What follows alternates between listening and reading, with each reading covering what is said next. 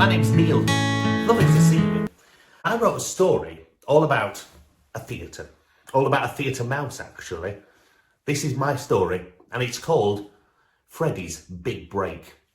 Hope you enjoy this. He wishes it was just the owl, the feather-headed fool, Sir Reginald sneered, as he finally started to calm down. At this point, Freddy returned to his hole. As he walked back to his skirting board, he listened to Sir Reginald muttering under his breath, "Stupid bird, feathered freak, crazy, flappy fool." Then quite out of nowhere, something quite strange began to happen. Freddy's heart began to race as he turned to the cat he had idolised for so long and, totally out of character, said, "I think Ducky's a brilliant actor." The room fell deathly silent as Sir Reginald slowly turned to the mouse and said, "What did you say?" Freddy couldn't believe what he was doing, but somehow he couldn't seem to stop himself. Emily, who had been watching all this, stood there gobsmacked as Freddy replied, "I said, I think Ducky is a brilliant actor."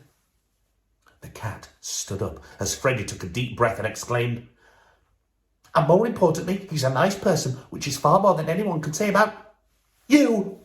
Sir Reginald turned to his small acquaintance with a puzzled look on his face and said, "What did you say?" Emily couldn't believe what she was seeing.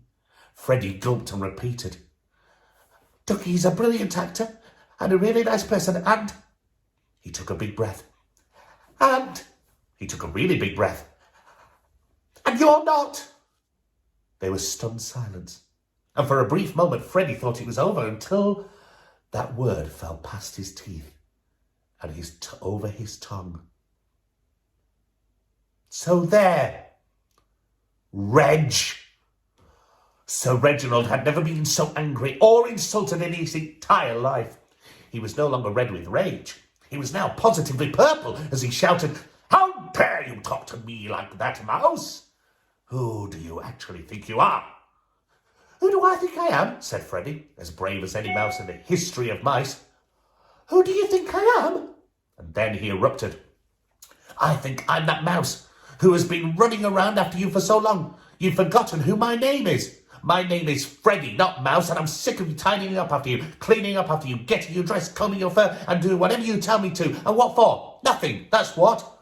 All I wanted was the opportunity to be in one of your plays, and would you help me? No, you wouldn't." Freddy was on a roll.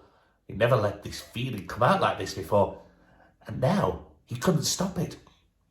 He started walking back towards Sir Reginald as the cat looked on dumbstruck, but amazed at the mouse's outrage. "All you ever said was, let's talk about it tomorrow. Wait until tomorrow, but tomorrow never comes, does it, with you, Sir Reginald? No, it doesn't." "Now hang on," interrupted Sir Reginald. "No, you hang on, cat. You may be bigger than me, but I wouldn't consider myself any sort of a mouse if I didn't tell you exactly what I thought of you, Sir Reginald. You are a pompous, untalented, pathetic excuse for an actor, and you're the most horrible person I've ever had the misfortune to meet. And I am sick of you." He'd done it. Freddy felt 10 feet fall. His chest puffed out, and he was finally able to tell Sir Reginald exactly how he felt. Freddy felt electric. He was buzzing all over. That was until he realised that Sir Reginald's face had turned bright purple. In fact, he was so purple he could have been mistaken for a giant beetroot. The cat was angry, furious, outraged. And then he rose to his feet. He stared at the mouse. His breathing became heavier and louder. Freddy and Emily saw his back legs crouch like a coiled spring ready to explode. Then Freddy started pacing backwards. But the anticipation was too much.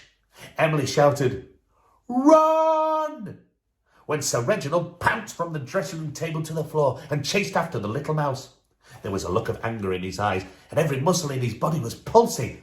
Sir Reginald chased Freddy all around dressing room number 3, knocking over pot plants and cans of hairspray, even a large vase of flowers brought as an opening night gift for Douglas by an adoring fan. They ran out of the door and along the long corridor, past the communal toilets, up the stairs, across the corridor and back down to where they started. Freddy was terrified, so he ran as fast as his little legs could carry him. Sir Reginald was never that far behind either. He leaped and bounded from room to room, inches from his furry little victim.